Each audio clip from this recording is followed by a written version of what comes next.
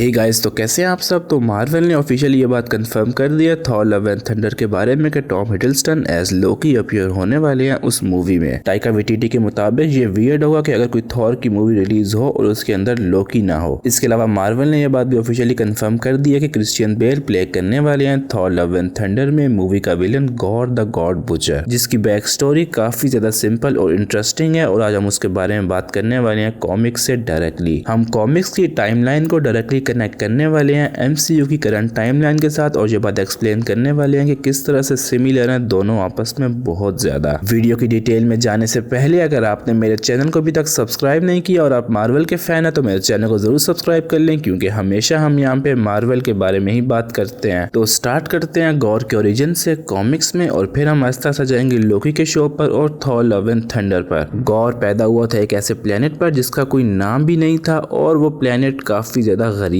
था और उस प्लेनेट पर ऑलमोस्ट हर लोग भूख से मरते थे और उस प्लेनेट पर ज्यादा खाना नहीं था लोगों के लिए। गॉर को बचपन से ये बात सिखाई गई कि वो गॉड्स पर ट्रस्ट करे जो उस टाइम के मार्वल के गॉड्स थे। लेकिन इवन दो गॉड्स पर ट्रस्ट करने के बाद भी मार्वल के गॉड्स ने उसकी प्रेयर का आंसर नहीं दिया और उसके बाद उसकी मदर और फादर की डेथ दोनों की बचपन में ही हो गई और गॉर अकेला रह गया और उस प्लेनेट पर स्टारवेशन के प्रॉब्लम की वजह से खाना ढूंढना बहुत ज्यादा मुश्किल था। काफी सालों बाद गॉर बड़ा हो गया, गॉर की शादी हुई और उसकी जो मेड थी उसका नाम था एरा। टाइम गुजरता गया और टाइम के साथ साथ जो गॉर के मोस्टली बच्चे थे उनकी डेथ हो गई और जो उसकी वाइफ थी एरा उसकी डेथ हो गई एक अर्थक्वेक में और वो उस टाइम प्रेग्नेंट थी। आहिस्ता आहिस्ता उसके सारे बच्चों की डेथ के बाद उसके पास रह गया एक ही बच्चा और उसका नाम था एगर और इवेंचुअली उस बच्चे की भी डेथ हो गई और गॉर अकेला रह गया वर्ल्ड में और बहुत ज्यादा अलोन फील किया उसने। इसके अलावा गैस कॉमिक्स से स्नैप्स निकाल कर मेरी स्टोरी के साथ मैच करना थोड़ा सा मुश्किल होगा, इसीलिए आपको इमेजिन करना होगा मेरे साथ स्टोरी को। तो आप देखिए साथ साथ ये ट्रेलर्स और स्टोरी को एंजॉय कीजिए। तो अपने बच्चों की डेथ के बाद गॉर बहुत ज्यादा ग्रीफ में था और बहुत ज्यादा परेशान था और उसने गॉड्स पर गिव अप कर दिया। उसने ये बात बिलीव करना छोड़ दी कि गॉड एग्जिस्ट करते हैं और उनको वर्शिप नहीं किया। सोसाइटी ने उसको वहां से निकाल दिया। उसके लोग बहुत ज्यादा सुपरस्टिशियस थे और गॉड्स पर ज्यादा बिलीव करते थे, इसीलिए गॉर को उन्होंने बैनिश कर दिया डेजर्ट्स में। और गॉर एक दिन जा ही रहा था कि उसको फाइट देखने को मिली दो गॉड्स के दरमियान। एक गॉड था डार्क एल्डर गॉड जिसका नाम था कनल और एक गॉड था पर्पल स्किन का गॉड जिसके पास गोल्ड आर्मर था। गॉर उस टाइम पे बहुत ज्यादा शॉक हुआ कि गॉड्स वाकई एग्जिस्ट करते हैं और उसके लोग सही थे, लेकिन उन्होंने आज तक उसकी प्रेयर्स का आंसर क्यों नहीं किया। डार्क गॉड ने एक सोर्ड दी गॉर को जो कि बन गई एक मास ऑफ लिविंग डार्कनेस और उस डार्कनेस ने बॉन्ड कर लिया गॉर के साथ और एक नया वेपन फॉर्म में आया और उस वेपन का नाम था ऑल ब्लैक द नेक्रोसोर्ड। और वो नेक्रोसोर्ड्स कुछ ऐसी दिखती थी जिनको हम ऑलरेडी एमसीयू में देख चुके हैं हेला के हाथों में। हेला भी आउट ऑफ नोवेयर अपने हाथों में उन सोर्ड्स को बना लेती थी, तो हेला की वेपन फॉर्मिंग एबिलिटीज भी काफी हद तक इंस्पायर्ड थी गॉर से। तो आप ये बात इमेजिन कर सकते हैं कि गॉर को ये वाली पावर लिटरली किसी गॉड ने दी है। तो गॉर की सोर्ड्स भी काफी ज्यादा पावरफुल होंगी, लेकिन गॉर के अपने अंदर कोई भी पावर नहीं है सिवाय इन नेक्रोसोर्ड्स के। और ये नेक्रोसोर्ड की पावर लेने के बाद गॉर ने ये बात वाओ की कि वो अब से किसी भी गॉड को यूनिवर्स में जिंदा नहीं छोड़ेगा और सबको मार कर रहेगा और अपने बच्चों और वाइफ और फैमिली का बदला लेगा। और उसने ये स्टार्ट किया उस गॉड के साथ जो कि फाइट कर रहा था डार्क गॉड के साथ। उसने अपनी नेक्रोसोर्ड का यूज किया गोल्ड आर्मर वाले गॉड को मारने के लिए और फिर वो निकल पड़ा फाइनली अपना बदला लेने के लिए। और अपने सफर में उसने इन गॉड्स को मारा, God's of fear, God's of war, chaos, genocide, revenge, plague, earthquake, blood, Wraith, jealousy, death, degradation और कुछ और गॉड्स। तो इन सब मार्वल गॉड्स को मारने के बाद जो कि रियलिटी में एग्जिस्ट नहीं करते, बारी आई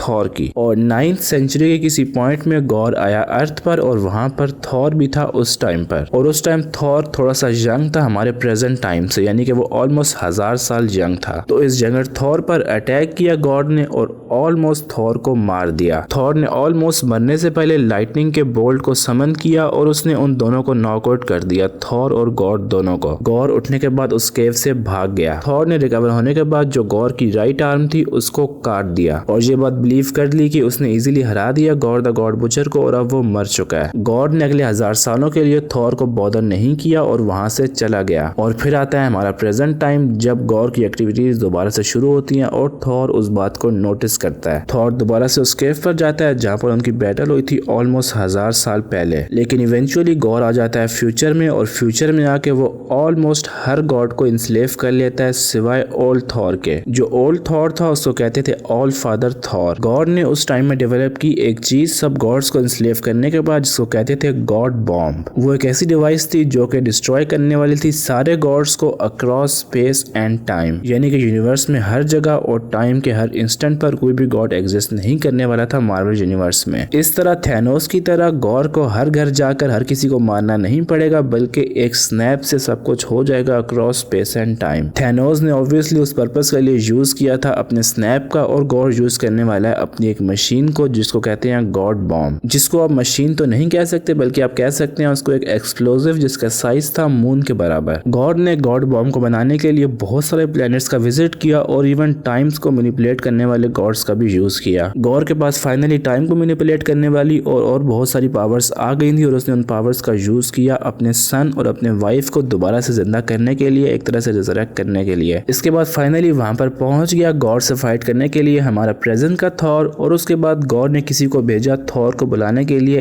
800 AD से, वही टाइम जहां पर पहली बार थॉर और गॉड द गॉड बुचर की फाइट हुई थी। और अब यहाँ पर हो गए थे 3 थॉर एक साथ, एक पास्ट का थॉर, एक प्रेजेंट का और एक फ्यूचर का all father Thor. 9th century का young Thor god the god butcher की कैद से भागने में कामयाब हो गया, और वो आकर मिला बाकी 2 थॉर से। तीनों थॉर ने आपस में मिलकर फैसला किया गॉड को मारने का उसके अपने प्लेनेट पर, लेकिन इतने सारे गॉड्स की पावर को एब्जॉर्ब करने के बाद गॉड बहुत ज्यादा पावरफुल हो गया था और तीनों थॉर मिलकर उसको हरा नहीं पाए। और उसके बाद गॉड वहां से चला गया गॉड बॉम्ब को एक्टिवेट करने के लिए, और तीनों थॉर को यहाँ पर मरने के लिए छोड़ गया। और गॉड क्योंकि इतना ज्यादा पावरफुल हो गया था कि उसकी वाइफ ने उसको एक बार कहा एक्सीडेंटली गॉड, और गॉड इतना ज्यादा एंग्री हुआ कि उसने अपनी वाइफ को मार दिया। उसका रीजन था वो ऑब्वियसली गॉड्स को हेट करता था और खुद भी गॉड बनना नहीं चाहता था। इसके बाद गॉड के इतना ज्यादा पावरफुल होने के बाद जो उसका सन था एगर, उसने डिसाइड किया थॉर की हेल्प करने का। उसके अपने सन ने भी ये बात रियलाइज की कि मेरा फादर वही बन चुका है जिसको वो डिस्ट्रॉय करने के लिए निकला था। तो फाइनली गॉड के सन एगर ने प्रे किया थॉर के लिए, और थॉर के पास प्रेयर्स थी बाकी सारे गॉड्स की भी जो कि एग्जिस्ट करते थे अभी भी यूनिवर्स में। तो थॉर ने फाइनली इतनी ज्यादा प्रेयर्स के साथ एब्जॉर्ब कर लिया गॉड बॉम्ब ब्लास्ट को, और गॉड बॉम्ब के साथ साथ उसने गॉड की अपनी पावर यानी कि नेक्रोसोर्स को भी एब्जॉर्ब कर लिया। अब थॉर न्यू पावर्स के साथ इजीली गॉड को वीकन कर पाया, और उसके अपने बेटे एगर ने उसको बना दिया गॉड ऑफ हिपोक्रेसी, जिसकी वजह से वो और ज्यादा वीक हुआ, और फाइनली पास्ट वाले थॉर ने मार दिया गॉड को। तो अब गाइस इवन दो गॉड के मरने के बाद सब कुछ पहले जैसा हो गया था, लेकिन थॉर के दिमाग में एक डाउट आ गया था छोटा सा, और वो डाउट था कि क्या गॉड सही था, क्या गॉड्स वाकई नोबल नहीं है और हम लोगों की प्रेयर्स को आंसर नहीं करते। और ये डाउट क्लियर किया निक फ्यूरी ने, और निक फ्यूरी ने थॉर को कहा गॉड वाज राइट, जिसने इवेंचुअली बना दिया थॉर को अनवर्दी। और उस स्टोरी ने डायरेक्टली लीड किया जेन फॉस्टर के हैमर उठाने वाली स्टोरी लाइन पर। तो गाइस अब आप अंदाजा लगा सकते हैं कि किस तरह से MCU में एक्सप्लोर होने वाला है मल्टीवर्स। 3 थॉर के वर्जन एक साथ आने वाले हैं थॉर लव एंड थंडर में, प्रोबेबली बिल्कुल लोकी की टीवी सीरीज की तरह। लोकी की टीवी सीरीज के बारे में जैसा कि हम ये बात जानते हैं कि उसमें लोकी के बहुत सारे वर्जन होंगे, इविल भी और इवन अच्छे भी। इवन उसमें फीमेल लोकी भी होगी जो कि ऑफिशियली बात कंफर्म्ड है। तो हम गाइस बिल्कुल एक्सपेक्ट कर सकते हैं थॉर लव एंड थंडर में थॉर के 3 वर्जन, एक फ्यूचर से और एक पास्ट से। तो गाइस अब आप इस बात का खुद ही अंदाजा लगा सकते हैं कि किस तरह से गॉड की स्टोरी कनेक्टेड है जेन के हैमर उठाने से, और प्रोबेबली ऐसा ही कुछ होने वाला है Thor love and thunder movie में भी। तो दोस्तों आज के लिए इस वीडियो में इतना ही। वीडियो थोड़ी सी ज्यादा लंबी हो गई है। अब मैं आपको इस क्वेश्चन का आंसर बता देता हूँ जो कि मैंने अपनी लास्ट वीडियो में पूछा था। चंता जो वॉचर व्हाट इफ के ट्रेलर में बोल रहा था उसका नाम क्या है? उसका नाम है उआटू। अब जो अगला क्वेश्चन है वो है MCU में ड्रैक्स की फैमिली को किसने मारा था? मुझे इस क्वेश्चन का आंसर कमेंट्स में जरूर बताएं, और मुझे इंस्टाग्राम पे फॉलो करना बिल्कुल भी मत भूलें फेस रिवील के लिए और Q&A के लिए। तो मिलते हैं आपसे अगली वीडियो में। Till then be happy.